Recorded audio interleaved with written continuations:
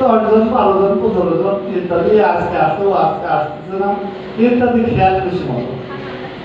আসলে মেট্রিক পর্যন্ত যে সময়টাতে ছেলেমেয়েরা অ্যাসেম্বলি করে, দেখেছো প্রতিদিন অ্যাসেম্বলিতে দাঁড়ায়, প্রতিদিন গান গায়, প্রতিদিন শপথ পাঠ করে, ইন্টারমিডিয়েটে যে কিন্তু এই প্রতিদিন এই কাজটা থাকে না।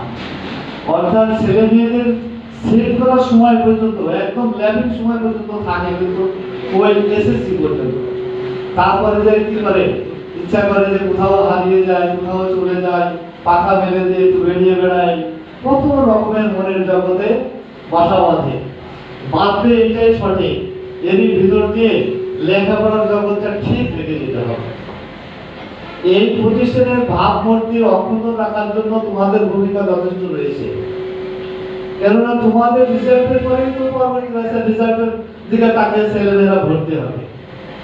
রেজাল্ট যদি ভালো না হয়, ইন্টারমিডিয়েট রেজাল্ট তো দেখো যে হতাশাজনক হয়ে যায়, একদম পার্সেন্টেজ থাকেই না, ওই যোগে জায়গায় থাকে ইত্যাদি ইত্যাদি। তো এটা কি হয়, এটা আমাদের কারণেই সৃষ্টি হয় নাকি? It's originally creates our own. অর্থাৎ আমরা ভালো করে লেখাপড়া করিনি, বইয়ের কাছে বসিনি, যেদিক সেদিক চলে বেড়াইছি ইত্যাদি কারণে পড়াশোনার ব্যবস্থা। তারপরও যে প্রত্যাশা থাকে আমাদের সব ছেলে মেয়ে পাস করুক, সুস্বাস্থ্যের সাথে থাকুক, তারা এই প্রতিষ্ঠানের প্রথমত নিজের, তারপরে পারিবারিক, তারপরে সামাজিক, সেই সাথে প্রতিষ্ঠানের ভাব করতে হতো উজ্জ্বল করতে। আজকে যারা তোমরা আছো, পরে তো তোমরাই তো রাষ্ট্রের কাজ করবে, বড় বড় চাকরি করবে, বড় বড় হচ্ছে প্রতিষ্ঠানে বসবে, বড় বড় চেয়ারে বসবে, এইটাই হচ্ছে প্রত্যাশা। এই দেখো চলে যাবো, আবার কয়েকদিন পরে চলে যাবো। জগতে এইটাই চিরন্তন যে জায়গা ছেড়ে দেওয়ার পা। এই সেদিনকে ঢুকলাম তারুণ্য নিয়ে, আজকে সবকিছু কাছে দাড়ি ভেঙে গেছে, চুল ভেঙে গেছে, চলে যাওয়ার সময় হয়ে গেছে, ডিপার্চার টাইম। এইটাই জগতের নিয়ম। তো তাহলে তোমাদের কাজটা কি, যে তৈরি হওয়া, তোমরাই হচ্ছে কর্ণধার হবে।